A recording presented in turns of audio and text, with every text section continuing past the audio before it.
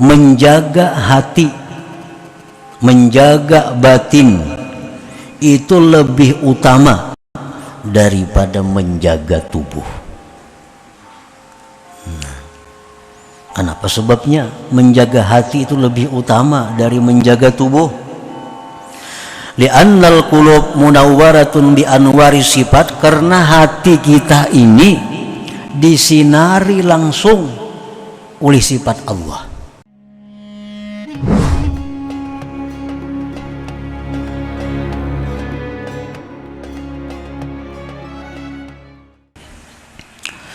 Para muhibbin rahimakumullah, al-hikmatul ula ba'dal mi'ah minal hikamil adha'iyah. Qala al-imam Tajuddin Ahmad ibnu Athaillah Sakandari rahimahullah wa nafa'ana bi'ulumih wa asrari. Hikmah yang ke-101 dari Al-Hikam, berkata Imam Tajuddin Ahmad ibnu Athaillah Sakandari rahimahullah, nafa'ana bi'ulumih wa asrari, anara zawahira bi anwari athari wa anara saraira bi anwari sifatih bi anwari awsafih. Li ajli dhalik afalat anwaru zawahir walam ta'ful anwarul qulubi was sarair. Walidzalika qil inna syamsan nahar tagrubu bil lail wa syamsal qulub laysat tagib. Yang artinya Allah subhanahu wa ta'ala menerangi akan segala yang zahir dengan cahaya bekas daripada sifat Allah. Dan Allah subhanahu wa ta'ala menerangi sarair, menerangi hati dengan cahaya sifat-sifat Allah. Oleh karena yang demikian, hilang itu cahaya-cahaya dari segala yang zahir, dan tidak bisa hilang cahaya-cahaya hati. Dan karena demikian dikatakan orang bahwasanya matahari siang tenggelam dengan datangnya malam, dan matahari hati tidak akan pernah tenggelam. Para muhibbin rahimakumullah, itulah terjemahnya hikmah yang ke-101 ini.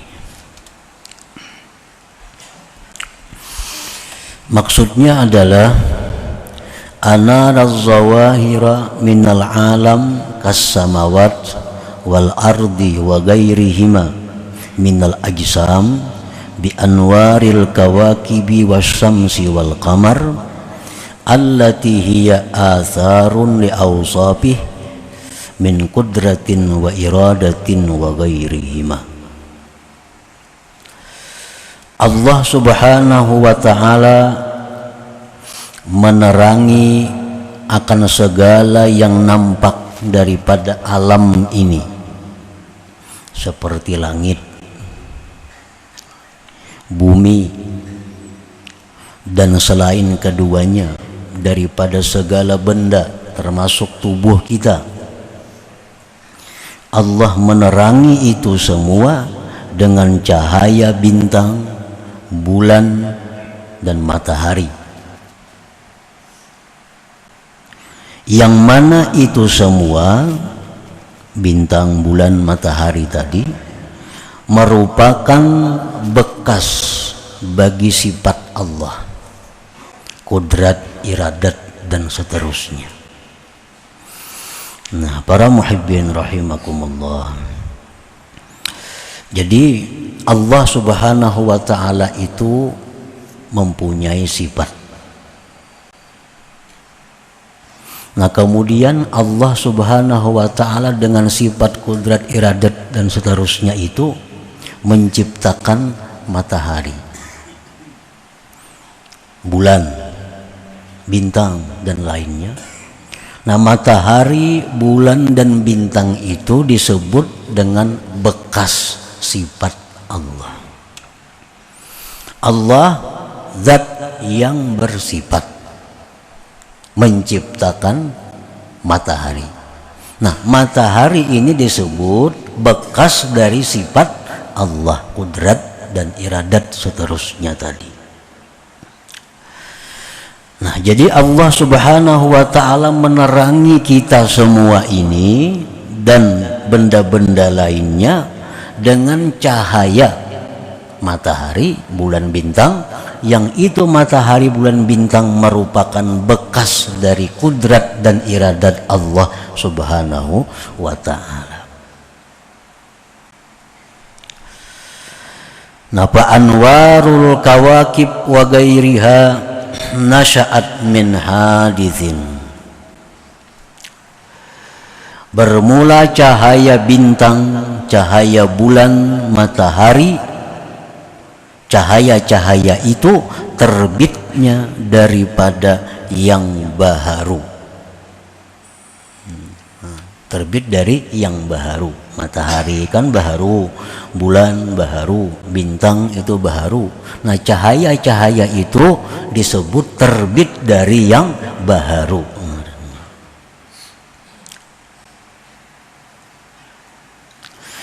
Wa anwaru ilmihi, sedangkan cahaya ilmunya Allah. Nah, Allah Subhanahu wa ta'ala menerangi hati, dengan cahaya ilmu, ilmu ini sifat Allah, kadim. Jadi ilmu ini bercahaya menerangi hati. Nah, jadi cahaya dari ilmu ini cahaya yang langsung dari sifat Allah yang kadim, lain dengan cahaya matahari. Kalau cahaya matahari itu terbit dari matahari, matahari baharu. Kalau cahaya ilmu itu terbit dari ilmu sifat Allah kadim. Nah, cahaya ilmu ini menerangi hati kita, menerangi hati manusia. Nah, cahaya ilmu itu terbitnya daripada yang kadim, karena cahaya ilmu terbit dari sifat ilmu. Sifat ilmu adalah sifat Allah yang kadim. Nah, para muhibbin rahimakumullah, jadi kesimpulannya ada dua. Pertama, alam yang zahir ini diterangi oleh Allah dengan cahaya yang terbit dari yang baharu. Kemudian ada hati. Hati ini diterangi oleh Allah dengan cahaya ilmu, yang cahaya ilmu itu terbit dari sifat ilmu Allah yang kadim. Nah, jadi ada zahir, ada batin. Batin diterangi oleh yang baharu, sedangkan batin diterangi oleh yang kadim. Wali ajli dzalik, oleh karena demikian, ghabat anwarul ula walam tagib anwarus tsaniyah. Oleh karena demikian, bahwa cahaya itu ada yang terbit dari matahari, maka dia akan tenggelam dengan tenggelamnya matahari. Dan ada cahaya yang terbit dari sifat Allah, maka ini tidak akan bisa tenggelam karena dia kadim. Nah, para muhibbin rahimakumullah, itulah penjelasan sedikit daripada hikmah yang ke-101 ini. Hadhil hikmatu tanbihun ala anna hifzal qulub awla wa ahra min hifzil ajsad, li'annal quluba munawwaratun bi anwaris sifat wal ajsada munawwaratun bi anwari atharis sifat. Ini hikmah yang ke-101, menjagakan, membangunkan atas bahwa menjaga hati, menjaga batin itu lebih utama daripada menjaga tubuh. Kenapa sebabnya menjaga hati itu lebih utama dari menjaga tubuh? Li'annal qulub munawwaratun bi anwari sifat, karena hati kita ini disinari langsung oleh sifat Allah. Wal ajsad, sedangkan tubuh kita ini munawwaratun bi anwari athari sifat, diterangi dengan cahaya bekas sifat Allah. Nah, jadi itu artinya martabatnya, kedudukannya antara hati dan tubuh ini tinggi hati.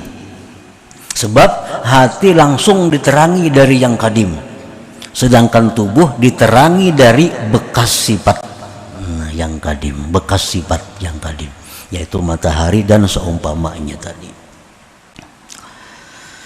Wa makana munawwaran binuri athari sifat yagib bighaibil athar, wa makana munawwaran binuri sifat la yagib. Sesuatu yang diterangi dengan cahaya bekas sifat, sesuatu yang diterangi matahari, diterangi oleh bulan, diterangi oleh lampu-lampu, itu akan tenggelam dengan tenggelamnya asar itu. Kalau sudah matahari itu malam, nah matahari kan berfungsi lagi, artinya bisa hilang. Bila matahari itu hilang, maka zahir ini pun akan hilang. Nah, sedangkan hati yang diterangi dengan cahaya sifat itu la yagib, nah, kada akan pernah tenggelam. Nah, para muhibbin rahimakumullah, wa ala anna salahal qalbi aula wa ahra min salahil ajsad, li anna fasadal ajsad akhiruhul maut wa fasadal qulub akhiruhun narul jahim. Hikmah ini juga membangunkan kita bahwa baiknya hati, nasihatnya hati lebih utama dari baiknya sihatnya tubuh, lebih utama. Karena rusaknya tubuh itu akhirnya mati. Tubuh kita nih berpenyakit, akhirnya mati. Nah, habis sakitnya. Sedangkan rusaknya hati, nah itu akhirnya ada mati tapi menuju neraka jahanam atau neraka jahim. Nah, orang yang tubuhnya penuh dengan penyakit mati, ujung-ujungnya mati. Tapi kalau orang yang hatinya sakit, akhirnya hatinya mati, nah akan berlanjut kepada neraka jahim. Nah, oleh karena itu menjaga kesehatan batin, kesehatan hati, nah lebih dipentingkan dari menjaga kesehatan tubuh. Nah, para muhibbin rahimakumullah, contoh kita puasa. Nah, puasa itu kita menyiksa zahir, menahan makan, menahan minum dan lain-lain. Ini menyiksa zahir. Tapi dilakukan itu untuk apa? Untuk kesehatan batin, kesehatan hati. Karena dengan puasa itu, nah hati kita bisa menjadi lebih sehat, hati kita bisa menjadi lebih baik. Nah, ini menunjukkan bahwa tuntunan agama menjaga kebaikan hati lebih diutamakan dari kebaikan jasmani atau tubuh. Fa ilaju amradil qulub ahammu min ilaji amradil ajsad. Maka mengobati penyakit-penyakit yang ada di dalam hati itu lebih penting daripada mengobati penyakit-penyakit yang ada di tubuh kita.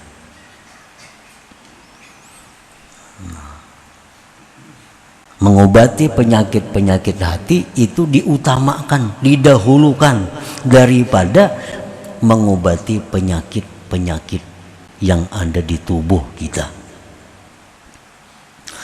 Kenapa alasannya? Li'anna maradal qalbi yadurrul abda fi dinihi wa fi akhiratih. Karena penyakit hati itu merusak hamba baik agamanya dan akhiratnya. Bila hati rusak, otomatis agamanya rusak, akhiratnya berarti celaka. Wa amma maradul ajsad falaysa yadurrul insan illa fi dunya. Sedangkan penyakit tubuh tidak membahayakan manusia kecuali di dunianya. Penyakit tubuh itu kadang membahayakan kita kecuali hanya dunianya. Ditambah lagi keuntungannya, sakit tubuh ini bisa membawa pahala kalau kita bisa menyikapi dengan sabar dan ridha kepada ketentuan Allah. Orang yang berpenyakit tubuh nih, itu hanya yang terganggu urusan dunianya. Tapi kalau dia sabar ridha, jadi pahala. Nah, kalau orang berpenyakit hati, kada akan bisa menjadi pahala. Makin sabar, makin kada baik. Orang berpenyakit hati, sabarnya kada diobatinya, makin banyak dosanya. Kalau orang penyakit tubuhnya sabar aja, sakit, sabar, sakit, makin banyak sakitnya, makin banyak pahalanya. Nah, kalau orang penyakit hati, makin banyak penyakitnya, makin banyak dosanya. Nah, oleh karena tadi menjaga kesehatan batin, kesehatan rohani itu lebih utama daripada menjaga kesehatan jasmani ini. Nah, para muhibbin rahimakumullah, wa amradul qulub, bermula penyakit-penyakit hati. Penyakit tubuh ini kan macam-macam, ada yang luar, ada penyakit dalam,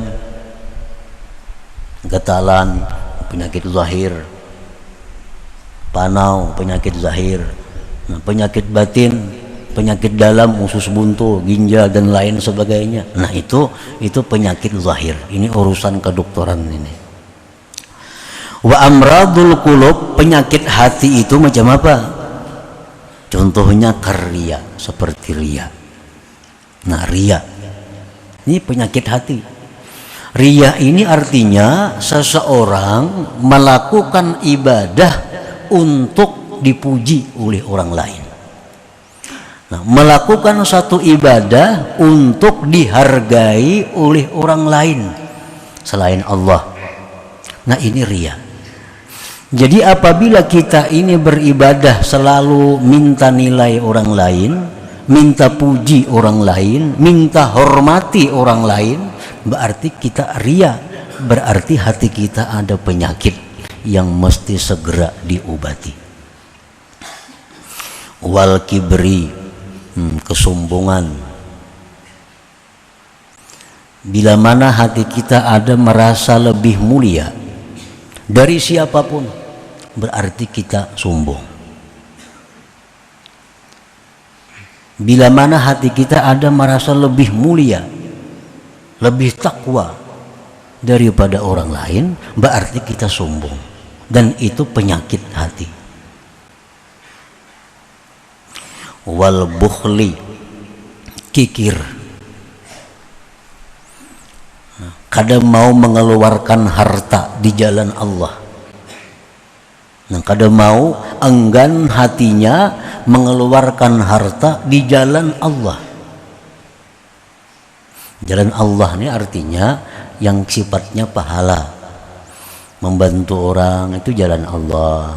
Maulah masjid, bangun masjid, jalan Allah. Silaturahmi, memberikan sumbangan, itu menggunakan di jalan Allah. Nah, wal bukhli, bakhil, hatinya itu enggan mengeluarkan harta di jalan Allah. Nah, bila mana macam itu, berarti hatinya ini ada penyakit. Wasuhi, suh ini lebih jahat lagi daripada bakhil. Kalau bakhil itu biasanya seseorang kadang mau mengeluarkan hartanya, tapi kadang masalah kalau orang lain yang mengeluarkan hartanya. Nah ini bakhil. Yang penting ampunnya jangan keluar, ampun orang biar aja keluar terus ada bapak. Nah ini bakhil. Kalau suh ini inya kada kapingin, kada hendak mengeluarkan hartanya, dan kada katuju orang mengeluarkan hartanya. Ini biasa umumnya banyak berlaku lin nisa, perempuan-perempuan. Ini banyak perempuan-perempuan nih nang bacari laki.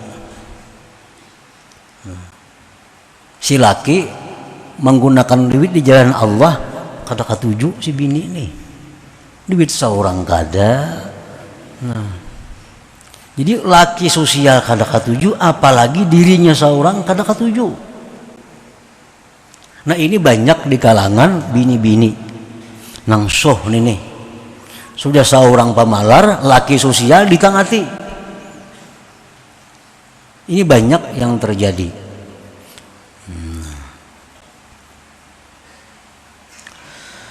Nah mestinya kalau laki itu sosial didukung, dapat pahalanya. Kadang pun seorang jual duitnya. Ini kada ditangati. Jangan segan ninggali anak, jangan segan ninggali itu. Nah, amun tantu kau meninggali. Nah jadi soh ini kalau ada dalam diri, ini penyakit hati.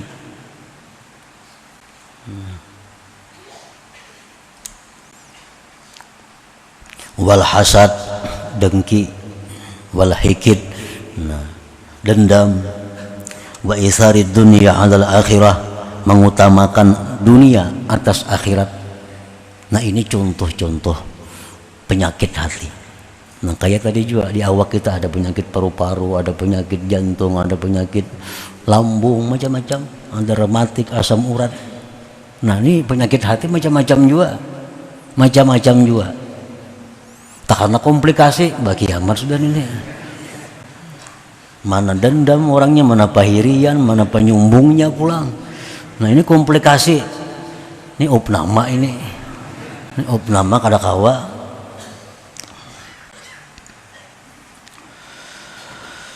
Wa tu'rafu amradul qulub, dikenal penyakit hati itu indikasinya. Nah hati kita ini berpenyakit atau kada. Kadang-kadang orang sombong itu kadang menyadari dirinya sombong. Tuh. Orang yang ria kadang-kadang menyadari bahwa dia itu ria. Orang kikir kadang menyadari dia kikir. Nah untuk itu diperlukan ada tanda-tanda yang menunjukkan penyakit hatinya itu. Wa tu'rafu amradul qulub, dikenal, diketahui penyakit hati itu pertama bitakasul anit taat. Nah malas berbuat taat, kulir berbuat taat itu, kulir berbuat taat, padahal kada ada halangan, kada ada rintangan. Jakanya sembahyang tuh 2 rakaat tuh kada ada halangannya, kada ada rintangannya. Orang bangun tengah malam tuh melihat main bola, ini pukul 2, pukul 3 subuh kena ada masjid lagi tuh.